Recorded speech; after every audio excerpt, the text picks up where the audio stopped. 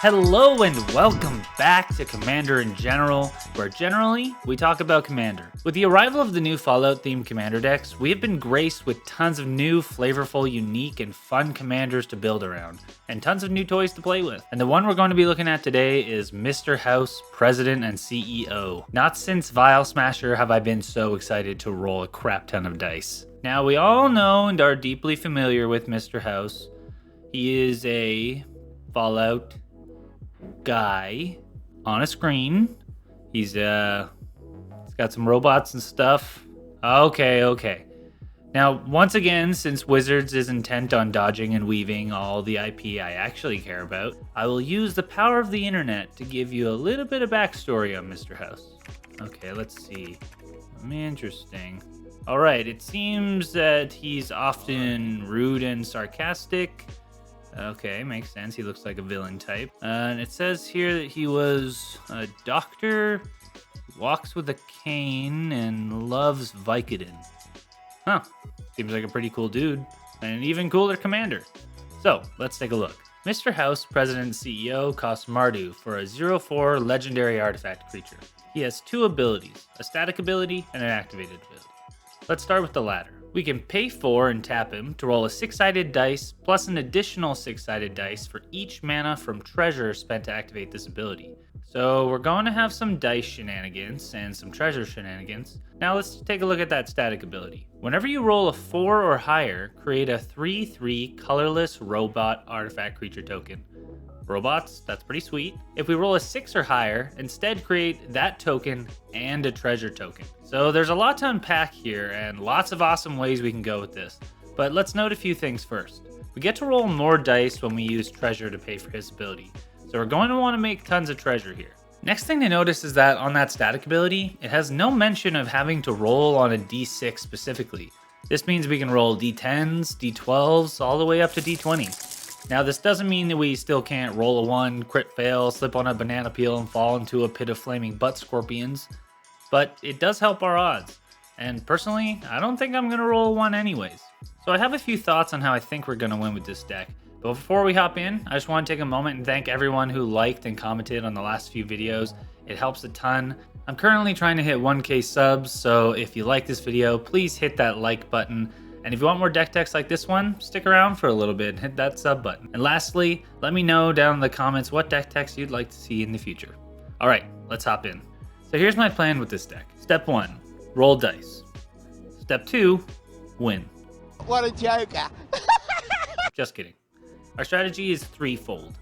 Firstly, 3/3 tokens are nothing to scoff at. If we're rolling enough, we can amass an army of robots and annihilate the world like ChatGPT in the year 2025. We can also bolster this with Anthem effects and little buffs to really overwhelm the table. The second fold is ETB and LTB effects that ping our opponents, but more on this later. And thirdly is putting all those treasures to good use and funneling all our mana into one last back-blowing spell. So, starting with the first, how are we going to make these robots? We're going to need to roll a crap load of dice. So let's take a look at our options. We begin with old brass, copper, and gold dragons. Oddly, the gold dragon doesn't make gold, but blue fairies instead. The brass dragon brings back items from our graveyard, while the copper dragon creates the treasures that we really want. So we like that copper dragon the most, but they're all pretty great. When it comes to generating treasure, the Hoarding Ogre does wonders. On a roll of 1 to 9, we get 1 treasure. On a roll of 10 to 19, we get 2. And if we hit that nat 20, we score 3 treasures. Still on the treasure side of things, we have Treasure Chest. In typical fashion, a critical failure on this card will lose us 3 life. Between 2 and 9 will create us 5 treasures, which does only net us 1 mana since we had to pay 4 to roll this. But keep in mind that treasure lets us roll more dice with our commander, and we'll have some other implications later on in this deck. On a roll 10 to 19, we gain 3 life and draw 3 cards, which is not too frickin' shabby. And on that nat 20, we search our library for a card, and if it's an artifact card, we may put it onto the battlefield. Kinda rocks, honestly. Berserker's Frenzy is a card that needs to be played before the blocking phase during combat. If we roll a 14 or less, we compel creatures to block, ideally targeting smaller utility creatures, but if we roll a 15 or higher, we gain full control over which creatures block and how they do so, which allows us the option to declare no blocks at all. When Chaos Channeler attacks, we roll a d20. On a 1 to 9, we exile the top card of our library, and we can play it till the end of turn if we would like. On 10 to 19, we exile the top 2, and on a crit 20, we get 3. So just some nice card advantage. On the removal side of things, we have Contraband Livestock, which starts with exile a creature, and then roll a d20. So no matter what, we get the creature gone, which is nice, but what they get in return is what we're rolling for. On a 1 to 9, they get a 4/4 Ox. Not to brag, but I'm an ox in the Chinese zodiac. You can backwards engineer that, I guess, to guess my age. On a 10 to 19, they get a 2/2 green boar, and on a nat 20, they get a 0/1 white goat. Merkel's Edict is a card that also gets us rolling. On a 1 to 9, we choose an opponent and they have to sack a creature. On 10 to 19, each opponent needs to sack a creature.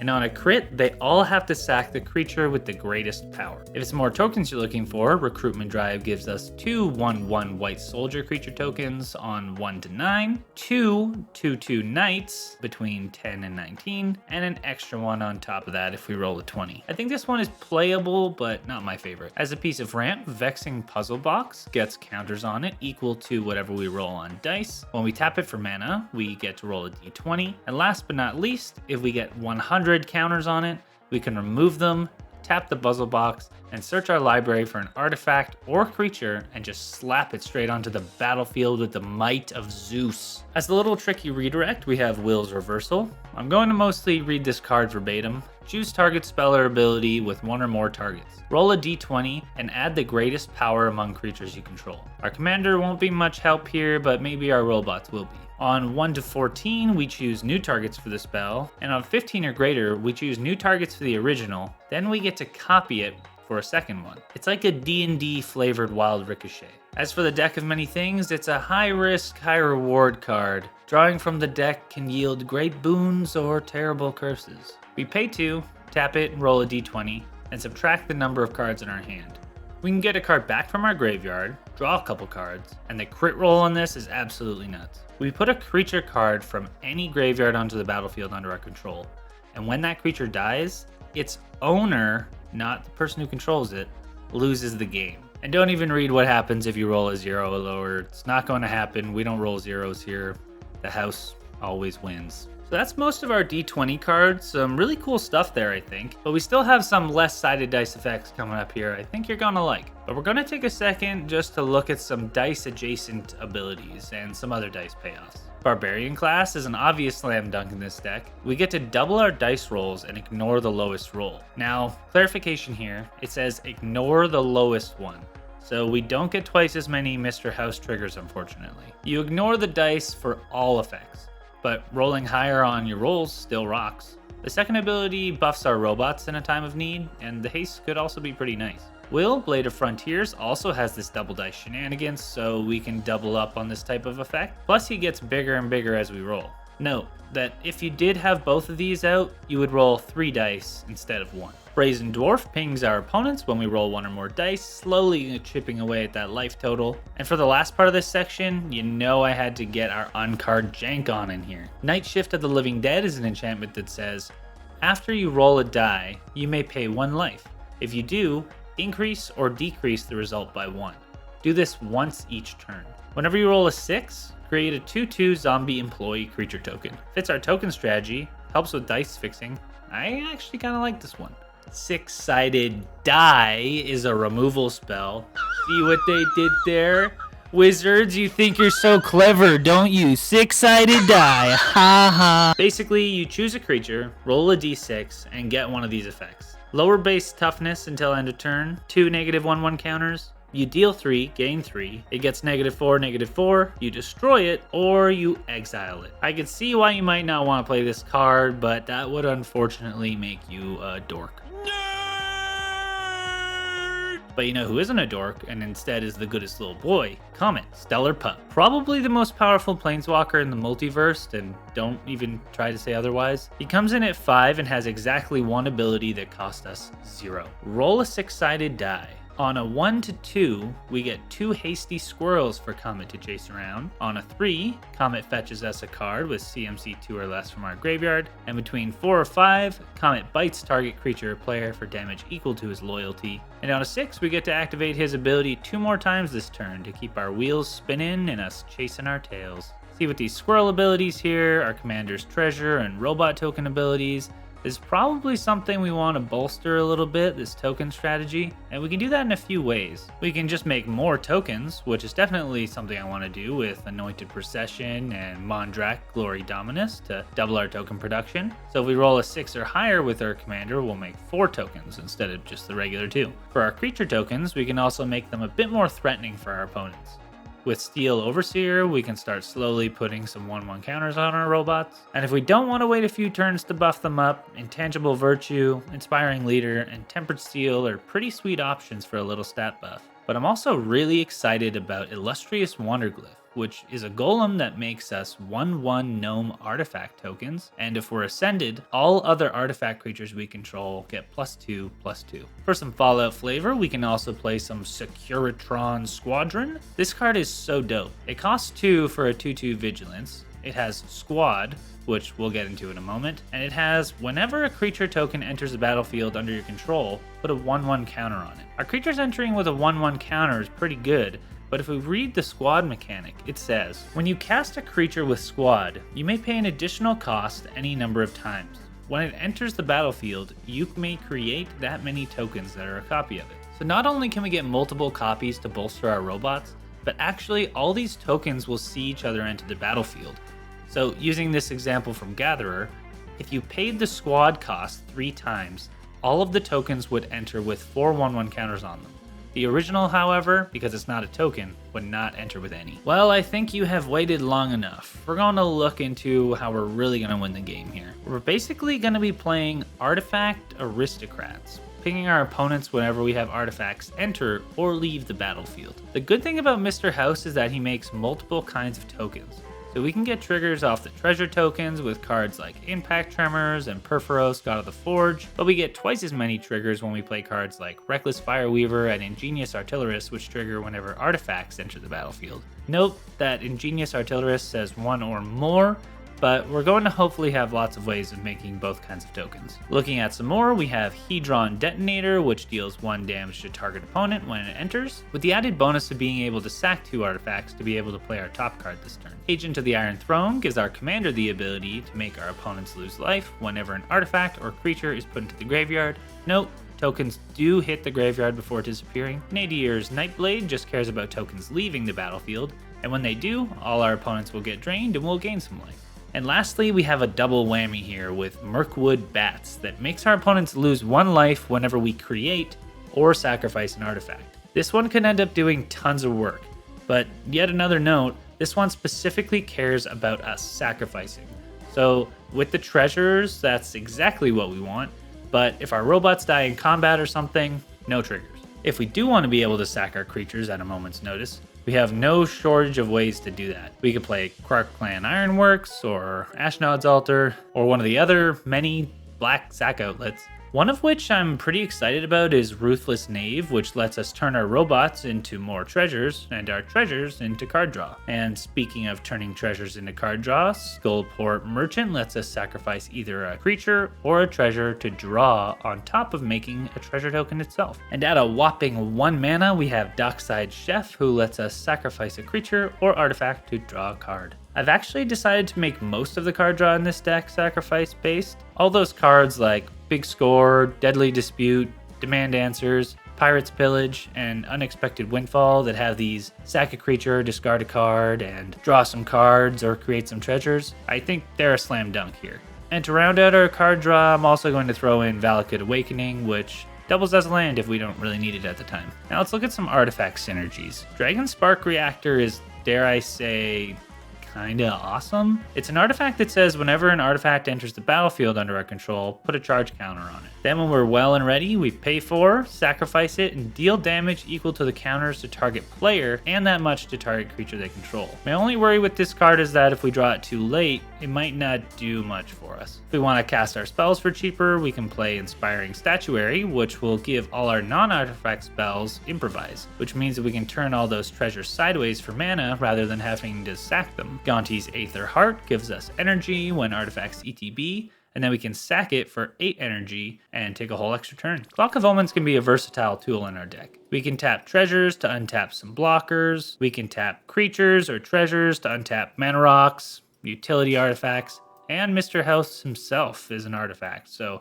if we want to use his ability again, here's a way to do it. Unwinding Clock untaps all of our artifacts on our opponent's turns, so if we want to keep reactivating Mr.house, here's another way. For a little bit of protection, Luciel Clockwork Scholar prevents all combat damage that would be dealt to attacking artifact creatures we control, and if one or more lands a hit on an opponent, we draw a card. And last in this category is Alibu Ancient Witness, which gives all of our robots haste, which in itself is great, but the second effect on it says whenever one or more artifact creatures we control attack, Alibu deals X damage to any target and we scry X, where X is the number of tapped artifacts we control. Now, the wording on this card is kind of cool because imagine we're playing a bunch of mana rocks, which, by the way, for flavor reasons, I think I'm just going to play all the new bobbleheads. But you know, if you want something lower to the ground, go play the good stuff. I'll also probably stick in Component Pouch because dice. I'm going to put all of them up on the screen now so you can have a look. Most of them are pretty good, but here I particularly like the luck bobblehead because it lets us roll another d6. Anyways, so we've got a bunch of tapped mana rocks. Maybe we did have Inspiring Statuary out.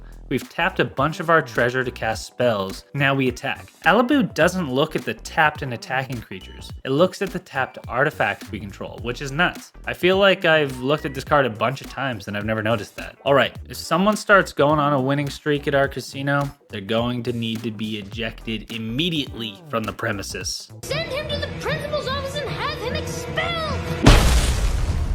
So let's take a look at some removals. Back on my unset shit. Attempted Murder is a removal spell that says, choose target creature, roll a d6.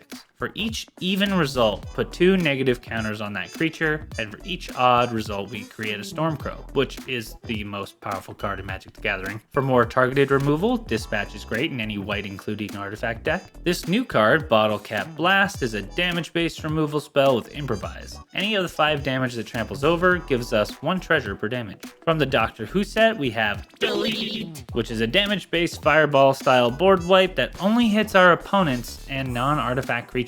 So very, very good here. In the board wipe category, we actually have lots of cool options. To lean into the treasure theme, we can play Blood Money and get a treasure for each creature destroyed, although 7 mana is a lot for this. Hour of Reckoning has Convoke, so it justifies that 7 cost a little better, and it only hits non-token creatures, so also a good option. If we haven't buffed our robots just yet, Volt 75 Middle School will not only kill, but exile to the Shadow Realm all adults. I mean, creatures of power 4 or greater. And then the next steps on the saga just buff up our board. Organic Extinction has Improvise to once again justify the cost, and it will destroy all non-artifact creatures. And for a few last pieces of targeted removal, if you're going to have some energy options, you could use the new Helios 1. And if we want to weaponize our treasure, we can stack them to Grim Hireling to give creatures -X, -X. If we want to remove some artifacts, we can play a classic Vandal Blast, or we can play Slight Malfunction, which lets us do that, but in a pinch, it has a second mode that says roll a d6, and Slight Malfunction deals 1 damage to each of up to X target creatures, where X is the result. And lastly, another card that will need to be played a decent bit before we really know how good it is. I'm talking about Vats. It's an instant with split second that lets us choose any number of creatures with equal toughness and destroy the chosen creatures. It's a bit situational, but I think the ceiling on this 4 mana removal spell is pretty high.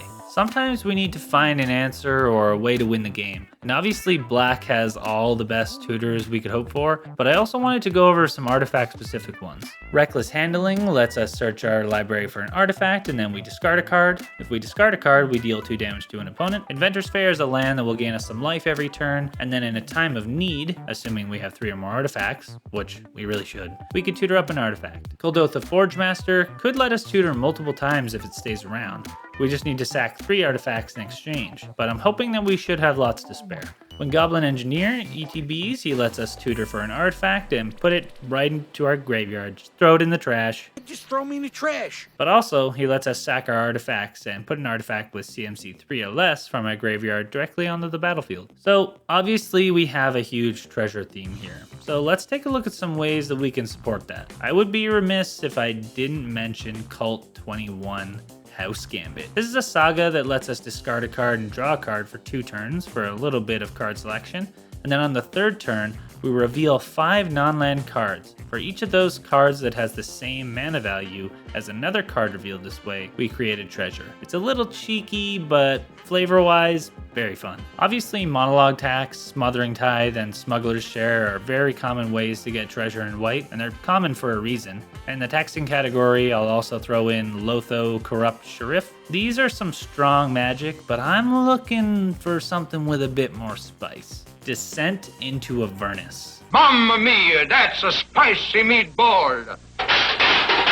This is an enchantment that says at the beginning of our upkeep, put 2 counters on Descent into Avernus, and then each player creates X treasure and takes X damage, equal to the amount of counters. This card accelerates the game clock, which I really like. We just have to make sure that we can make better use of those treasures than anyone else can. One way we can do this is with Reign of Riches, which gives us 2 treasure when it enters the battlefield and says whenever we cast our first spell each turn, if treasure was spent to cast it, we cascade. Not bad. And a note, we only need to put 1 treasure's worth of mana into the spell we're casting for this to work. Professional Facebreaker gives us extra treasure when we hit an opponent, but also lets us sacrifice treasures to be able to play the top card of our library. And if we have Goldspine Dragon, he lets us sack our treasures for double the mana. And why stop at more mana when we could also get more treasures? Zorn will create us 1 extra every time we make 1.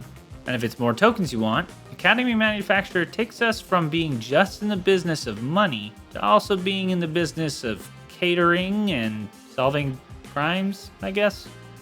I don't know, this metaphor is falling apart. Curse of Opulence can draw the board's attacks elsewhere and give us some gold, which is technically different since it doesn't have to tap to be sacrificed. And lastly, in the lands category, Mines of Moria lets us exile cards from our graveyard to make 2 extra treasures, and Treasure Vault lets us make treasures just by dumping mana in. And coming to the end here, you know I always like to finish strong with some big win cons. I'm super excited about this first one, Cybermen Squadron. It says, non-legendary artifact creatures we control have Myriad. This means once we get our whole army assembled, we can not only delete 1 person, but we can delete them all. In this strategy of overwhelming our opponents, Mishra's Self-Replicator is a card that can really get out of hand. I think one thing people miss with this card is that once you have 2, then you can play a historic spell and you can pay 2 mana and make 2 more, and the next time you can pay 4 and make 4 more. Each 1 mana you have eventually just becomes another replicator.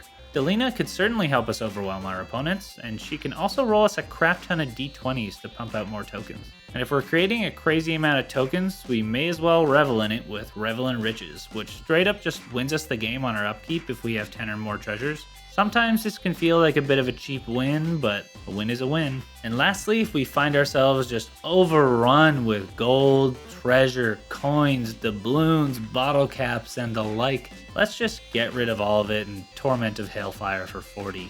Well, I really hope you have enjoyed this deck tech. I think Mr.house is my perfect combination of janky and actually pretty strong. I love the dice rolling elements and the cards that this strategy allows us to play. If you like this deck tech, please consider leaving a like and hitting that subscribe button to see more deck techs like this one. Like I mentioned, I'm currently trying to hit 1K subs, and the response I've had on the last few videos has just been awesome. Thank you everyone who's come in and been watching and liking these videos. It means a lot. If there is a deck from an upcoming set like Bloomburrow or Thunder Junction that you'd like me to take a look at, please leave a comment down below letting me know. Let me know if there's anything I got wrong in this deck. I'm no judge, I've made lots of mistakes before. And let me know which cool cards I missed and what cards you'll be throwing into your own version. Once again, thank you so much. This has been my Mr.house President and CEO Commander deck. This has been Commander in General, and until next time, remember, the house always wins. Peace.